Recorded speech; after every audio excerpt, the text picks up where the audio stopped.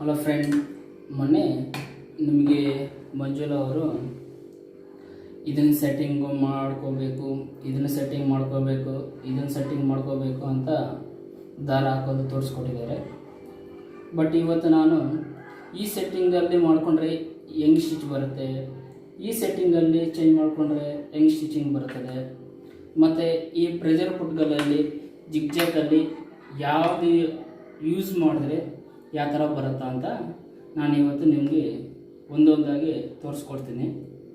ಹಾಗೆ ಮೊದಲಿಗೆ ನಾವು ತಿಳಿಸೋದೇನೆಂದರೆ, ಇದರಲ್ಲಿ ಸ್ಟ್ರೈಟಾಗಿ ಸ್ಟಿಚ್ ಆಗ್ಬೋದು, ಸ್ವಲ್ಪ ವೇರಿಯೇಷನ್ ಸ್ಟಿಚಿಂಗಲ್ಲೆಲ್ಲ ಆಗ್ಬೋದು. ಹಾಗಾಗಿಬಿಟ್ಟು ನಾನು ಮೊದಲಿಗೆ ಈ ಟೆನ್ಷನ್ನಲ್ಲಿ ಸ್ಟಿಚಿಂಗ್ ಹಾಕ್ತೀನಿ. ಓಕೆ,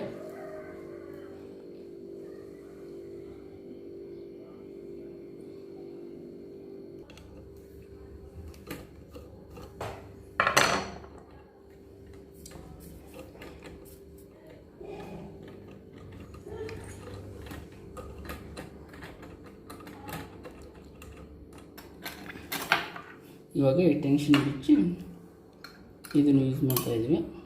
ಓಕೆ,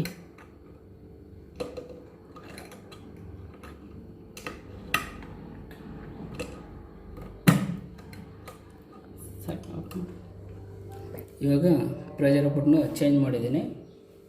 ಈಗ ವೈಟ್ ಕಲರ್ ಬಟ್ಟೆ ತಗೊಂಡಿದ್ದೀನಿ, ಯಾಕಂದರೆ ಸ್ಟಿಚಿಂಗ್ ಅದರಲ್ಲಿ ನೀಟಾಗಿ ಗೊತ್ತಾಗಬೇಕಲ್ವ.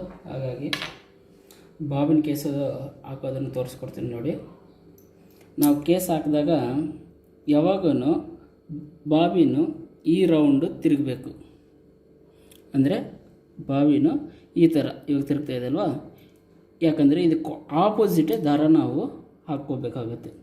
ಇದಾಕಿ ಇಲ್ಲಿ ಇರ್ತದಲ್ವ, ಇದಕ್ಕೊಂದು ಈ ಥರ ಲಾಕ್ ಮಾಡಬೇಕು. ಅಂದರೆ ಜಿಗ್ಜಾಗ್ ಮಿಷನ್ಗಳಿಗೆ ಮಾತ್ರ ಈ ರೀತಿ ಬಂದಿರ್ತದೆ.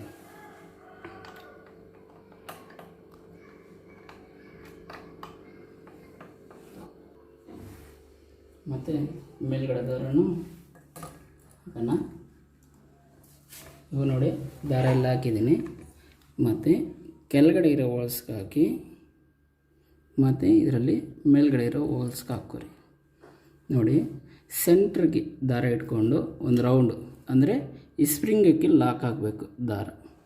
ಮತ್ತು ಇದಕ್ಕೆ ಒಂದು ರೌಂಡ್ ಬಂದುಬಿಟ್ಟು ನೋಡಿ, 2 ಹೋಲ್ಸ್ ಇರ್ತದೆ ಇದರಲ್ಲಿ.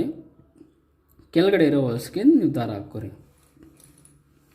ಮತ್ತು ಇದೊಂದು ರೌಂಡು ನೀಡ್ಲಿಗೆ ದಾರ ಹಾಕಿ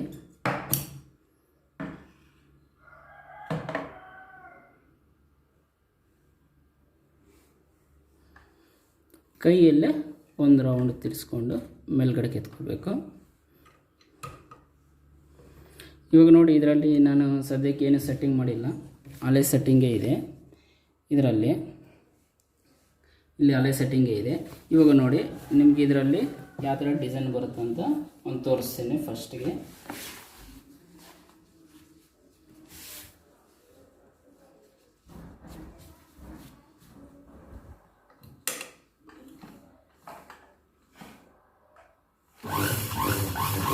ಯಾವಾಗಲೂ ನಾವು ಫಸ್ಟ್ ಮೂವ್ ಮಾಡುವಾಗ ಕೈಯಲ್ಲೇ ಮೂವ್ ಮಾಡಬೇಕಾಗುತ್ತೆ. ಇವಾಗ ನೋಡಿ, ಇದರಲ್ಲಿ ಇದಕ್ಕೆ ದಾರ ಕರೆಕ್ಟಾಗಿ ಅಡ್ಜಸ್ಟ್ ಆಗ್ತಾಯಿಲ್ಲ. ಇದನ್ನು ನಾವು ಮೇಲ್ಗಡೆ ಇನ್ನೂ ಟೈಟ್ ಮಾಡಬೇಕು. ಮೇಲ್ಗಡೆ ಯಾವ ಥರ ಸ್ಟಿಚಿಂಗ್ ಫಿನಿಶಿಂಗ್ ಇರ್ತದೋ ಕೆಳಗಡೆನೂ ಹಾಗೆ ಬರಬೇಕು. ಅಂದರೆ ಮೇಲ್ಗಡೆ ಇದು ಲೂಸ್ ಆಗಿದೆ ಅಂತ ಅರ್ಥ ದಾರ.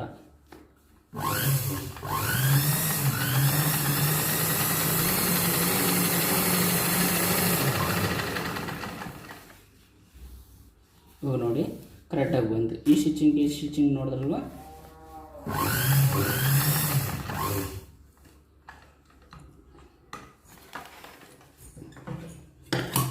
ಅಪ್ ಮಾಡು.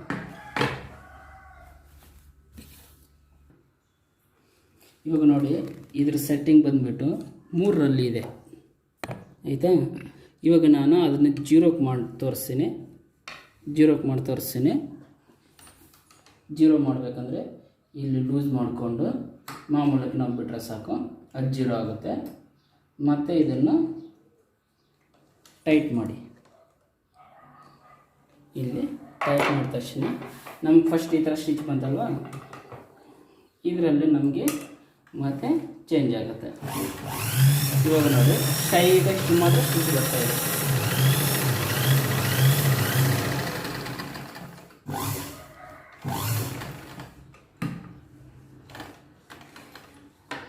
ಇವಾಗ ನೋಡೋರಲ್ವ, ಜೀರೋ ಮಾಡಿದ್ರೆ ನಮಗೆ ಜಿಗ್ ಜಾಗ್ ಬರೋದಿಲ್ಲ, ಬರೀ ಸ್ಟ್ರೈಟಾಗಿ ಸ್ಟಿಚ್ ಬರುತ್ತೆ. ಇದು ಜೀರೋದಲ್ಲಿ. ಬಟ್ ಇದ್ರ ಬಗ್ಗೆ ಹೇಳೋಕೆ ಬರ್ತೀನಿ ನೋಡಿ. ಇದನ್ನು ಟೈಟ್ ಮಾಡಿರ್ತೀನಿ, ಲೂಸ್ ಮಾಡಿಕೊಂಡು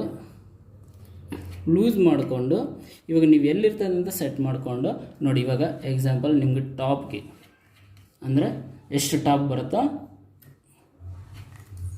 ಅಷ್ಟು ಟಾಪ್ಗೆ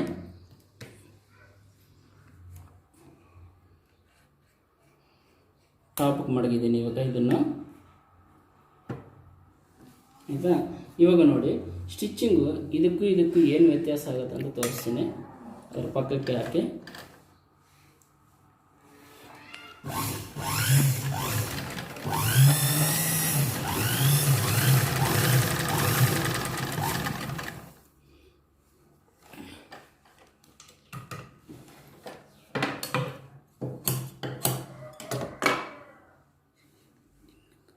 ಇವಾಗ ನೋಡಿ ಇದರಲ್ಲಿ ನೋಡಿ, ಇದು ಬಂದುಬಿಟ್ಟು ದೊಡ್ಡದಾಗಿದೆ ನಮ್ಗೆ ಸ್ಟಿಚ್ಚು ಕಾಣಿಸ್ತಾ ಇದೆ ಅಲ್ವಾ. ಇದು ಬಂದುಬಿಟ್ಟು ತುಂಬ ಚಿಕ್ಕದಾಗಿದೆ, ಇದು ದೊಡ್ಡದಾಗಾಯಿತು. ಅಂದರೆ ಒಂದು ಸ್ಟಿಚ್ ಬಂದುಬಿಟ್ಟು ನಮ್ಗೆ ಇಷ್ಟು ದೂರ ಇದೆ. ಇದರಲ್ಲಿ ಬಂದುಬಿಟ್ಟು ನಮಗೆ ತುಂಬ ಚಿಕ್ಕದಾಗಿದೆ.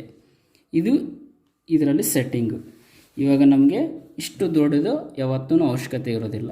ಹಾಗಾಗಿಬಿಟ್ಟು ನಾವು ಇದನ್ನು ಮತ್ತೆ ಮಾಮೂಲಿ ತೊಗೊಬಂದ್ಬಿಡೋಣ. ಎಷ್ಟು ಚಿಕ್ಕದಾಗಿತ್ತಲ್ವ, ಚಿಕ್ಕಕ್ಕೆ ಅಂದರೆ ಮೇಲ್ಗಡೆ ಮಾಡ್ಕೊಳೋ ಅಷ್ಟು ದೊಡ್ಡದಾಗತ್ತೆ. ಚಿಕ್ಕದು ಮಾಡಬೇಕಂದ್ರೆ ಇಲ್ಲಿ, ಮತ್ತು ಇಲ್ಲಿಂದ ಕೆಳಗಡೆಗೆ ಮಾಡಿದ್ರೆ ಏನಾಗುತ್ತೆ ಅಂದರೆ ಬಟ್ಟೆ ಮುಂದೆಯಿಂದ ಹಿಂದಕ್ಕೆ ಹೋಗುತ್ತೆ. ಇಲ್ಲಿಂದ ಕೆಳಗಡೆ ಡೌನ್ ಆಗಿಬಿಟ್ರೆ ಬಟ್ಟೆ ಹಿಂದೆಯಿಂದ ಮುಂದಕ್ಕೆ ಬರುತ್ತೆ. ಈ ಸೆಟ್ಟಿಂಗಲ್ಲಿ ನಮಗೆ ಚಿಕ್ಕದಂದರೆ ಇಲ್ಲಿಗೆ ಲಾಸ್ಟ್. ಇನ್ನು ಇದಕ್ಕನ್ನು ಕೆಳಗಡೆ ಹೋದರೆ ಬಟ್ಟೆ ಹಿಂದೆಯಿಂದ ಮುಂದಕ್ಕೆ ಬರುತ್ತೆ. ಆಯಿತಾ. ಇವಾಗ ಜೀರೋದರಲ್ಲಿ ಸ್ಟಿಚಿಂಗ್ ನೋಡಿದ್ರಿ ನೀವು. ಇವಾಗ ಒಂದಕ್ಕೆ ಮಡಗ್ತೀನಿ ಇದನ್ನು. ಇವಾಗ ಇದೇ ಸ್ಟಿಚಿಂಗು ಒಂದಕ್ಕೆ ಮಡಗಿ ತೋರಿಸ್ತೀನಿ ನಿಮಗೆ. ಒಂದಕ್ಕೆ ಇಲ್ಲಿ ಲೂಸ್ ಮಾಡಿಬಿಟ್ಟು ನಾವೆರಡು, ಯಾಕಂದರೆ ಸ್ಪ್ರಿಂಗ್ ಇರ್ತದೆ, ಹಿಂಗೆ ಕೈಯಲ್ಲಿ ಇದನ್ನು ಇಟ್ಕೊಂಡು ಇದನ್ನು ಇದೇ ಥರ, ಯಾಕಂದರೆ ನಾವು ಸ್ಪ್ರಿಂಗ್ ಇರೋದ್ರಿಂದ ಟೈಟಾಗಿ ಎಳ್ಕೊಬಿಡ್ತದೆ. ಇವಾಗ ಒಂದರಲ್ಲಿ ಸ್ಟಿಚ್ ಮಾಡಿ ತೋರಿಸ್ತೀನಿ.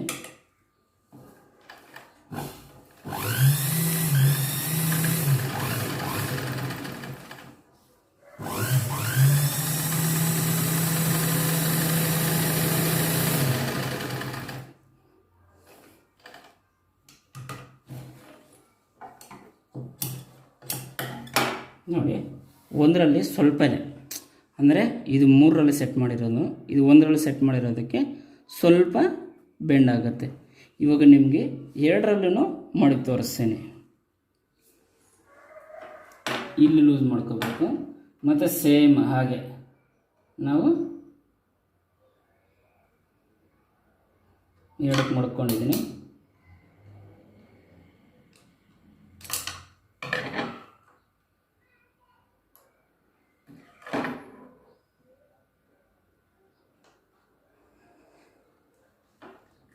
ಇವಾಗ 2ರಲ್ಲಿ ಮಡಗಿದ್ದೀನಿ. ಇವಾಗ ಇದರಲ್ಲಿ ಎಷ್ಟು ಬೆಂಡ್ ಆಗುತ್ತೆ ಅಂತ ತೋರಿಸ್ಕೊಡ್ತೀನಿ. ಇವಾಗ 2ರಲ್ಲಿ ಮಡಗಿದ್ದೀನಿ. ಇವಾಗ 2ರಲ್ಲೂ ಸ್ಟಿಚ್ ಮಾಡಿ ತೋರಿಸ್ತೀನಿ.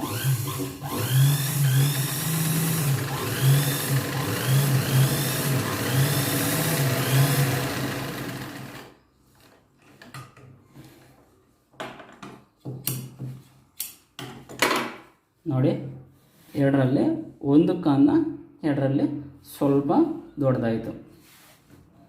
ಈಗ ಮೂರರಲ್ಲೂ ನಿಮಗೆ ಸೆಟ್ ಮಾಡಿ ತೋರಿಸ್ತೀನಿ.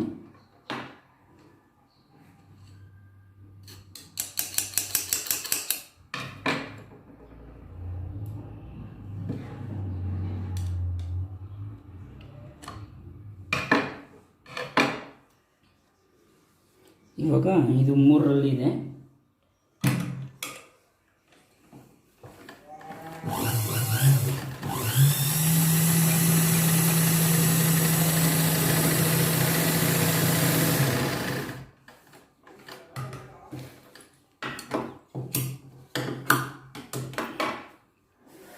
ಮೂರರಲ್ಲೂ ಇಷ್ಟು ದೊಡ್ಡದಾಗಿ ಬಂತು.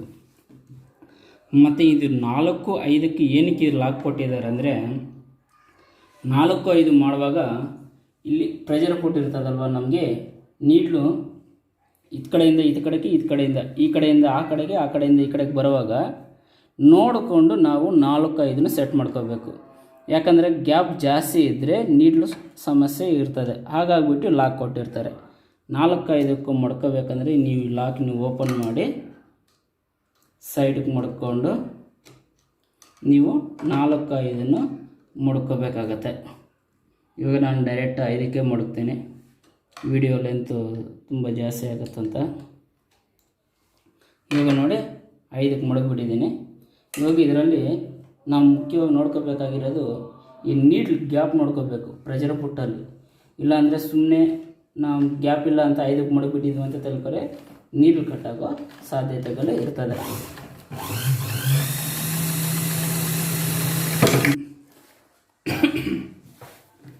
ನೋಡಿ ಇವಾಗ ಇದು 1ರಲ್ಲಿ ಸೆಟ್ ಮಾಡಿರೋದು, ಇದು 2ರಲ್ಲಿ ಸೆಟ್ ಮಾಡಿರೋದು, ಇದು 3ರಲ್ಲಿ ಸೆಟ್ ಮಾಡಿರೋದು, ಇದು 4ರಲ್ಲಿ ಸೆಟ್ ಮಾಡಿರೋದು, ಇದು 5ರಲ್ಲಿ ಸೆಟ್ ಮಾಡಿರೋದು. ಗೊತ್ತಾಯ್ತಲ್ವಾ?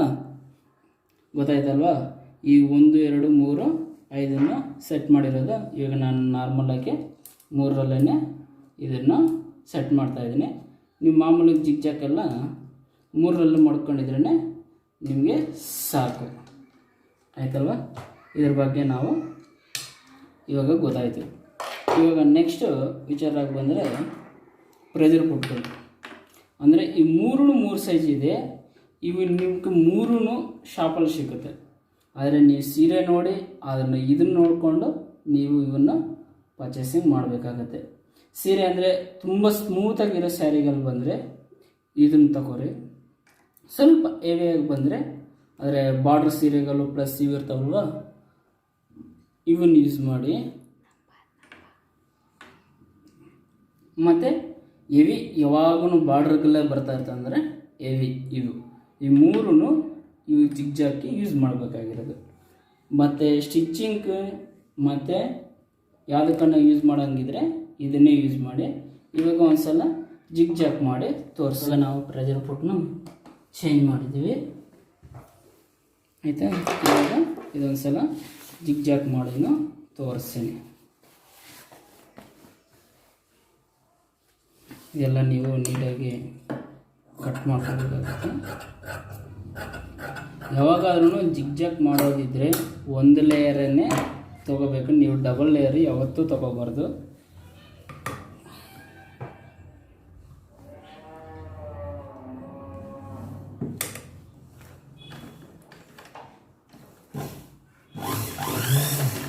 ನೋಡಿ ಈ ಥರ ಫೋಲ್ಡ್ ಮಾಡಿ ಒಂದೇ ಸಲ, ಅಂದರೆ ನೋಡಿ ಫಸ್ಟ್ ಫೋಲ್ಡ್ ಆಮೇಲೆ ಸೆಕೆಂಡ್ ಫೋಲ್ಡ್.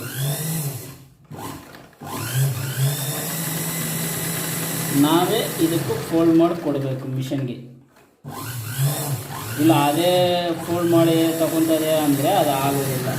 ನಾವೇ ಫೋಲ್ಡ್ ಮಾಡಿಕೊಟ್ರೆ ನೀಟಾಗಿ ಫಿನಿಶಿಂಗ್ ಬರುತ್ತೆ. ಇಲ್ಲ ಅದೇ ಮಿಷನೇ ಫೋಲ್ಡ್ ಮಾಡಿ ತಗೊತದೆ ಅಂದರೆ ಅದು ನಮಗೆ ಕ್ಲೀನಾಗಿ ಬರೋದು. ನೋಡಿ ಈಗ ನೋಡಿ ಫಿನಿಶಿಂಗ್ ನೀಟಾಗಿ ಫೋಲ್ಡಾಗಿ ಬಂದಿದೆ. ಎಲ್ಲಾದರೂ ನಮಗೆ ಪ್ರಾಬ್ಲಮ್ಗಳೇ ಕಾಣಿಸ್ಕೊಳೋದಿಲ್ಲ. ಅಂದರೆ ನಾವೇ 1 ಸೆಕೆಂಡು ಫೋಲ್ಡ್ ಮಾಡಿ ಕೊಡಬೇಕು. ಇದ್ರ ಬಗ್ಗೆ ತಿಳ್ಕೊಂಡಾಯಿತು. ಮತ್ತು ಇದಿದೆ, ಇದು ಏನಕ್ಕಪ್ಪ ಯೂಸ್ ಆಗುತ್ತೆ ಅಂದರೆ, ಈ ಕ್ಯಾಮ್ರಾ ಡೌನ್ ಮಾಡು. ಇವಾಗ ಏನಕ್ಕಪ್ಪ ಯೂಸ್ ಆಗುತ್ತೆ ಅಂದರೆ, ಇಲ್ಲಿ ನಮಗೆ ಕೆಳಗಡೆ ಅಲ್ಪಟ್ಟಿ ಇದೆ ಅಲ್ವಾ, ಈ ಕೆಳಗಡೆ ನಮಗೆ ಅಲ್ಪಟ್ಟಿ ಇದೆ ಅಲ್ವಾ, ಎಲ್ ಪಟ್ಟಿ ನೋಡಿ. ಇವಾಗ ಇದು ಚಿಕ್ಕದು ಮಾಡ್ತೀನಿ, ಕೆಳಗಡೆಗೆ ಹೋಗುತ್ತೆ ನೋಡಿ. ದೊಡ್ಡದು ಮಾಡ್ತೀನಿ ಮೇಲ್ಗಡೆ. ಈಗ ನೋಡಿ ಫುಲ್ಲು ಕೆಳಗಡೆಗೆ ಹೋಗ್ಬಿಟ್ಟಿದೆ, ಫುಲ್ಲು ಕೆಳಗಡೆಗೆ ಹೋಗಿದೆ. ಇವಾಗ ಇದು ಮೇಲ್ಗಡೆ ಮಾಡಿದೆ, ಮೇಲ್ಗಡೆ ಬಂತು. ನೋಡ್ತಾ ಇದ್ದೀರಲ್ವಾ? ಇವಾಗ ನಿಮಗೆ ನೀಟಾಗಿ ಕಾಣಿಸ್ತಾ ಇದೆ ನೋಡಿ. ಇವಾಗ ಮೇಲ್ಗಡೆ ಬಂತು ಫುಲ್ಲು, ಇವಾಗ ಫುಲ್ಲು ಕೆಳಗಡೆಗೆ ಹೋಯಿತು. ಇದೇ ಈ ಸೆಟ್ಟಿಂಗು. ನಮಗೆ ಎಷ್ಟು ಬೇಕಾದರೂ ಹೈಟ್ ಮಾಡ್ಕೋಬೋದು, ಎಷ್ಟು ಲೋ ಬೇಕಾದ್ರೂ ಮಾಡ್ಕೋಬೋದು. ಇದು ಹಲ್ಪಟ್ಟಿ ಸೆಟ್ಟಿಂಗ್. ಜಿಗ್ಜಾಗ್ ಮಿಷನು ಸಂಪೂರ್ಣವಾಗಿ ನಿಮಗೆ ತಿಳಿಸ್ಕೊಟ್ಟಿದ್ದೀನಿ.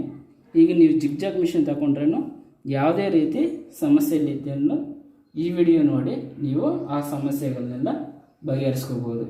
ಇದೇ ಜಿಗ್ಜಾಗ್ ಮಿಷನ್ನು.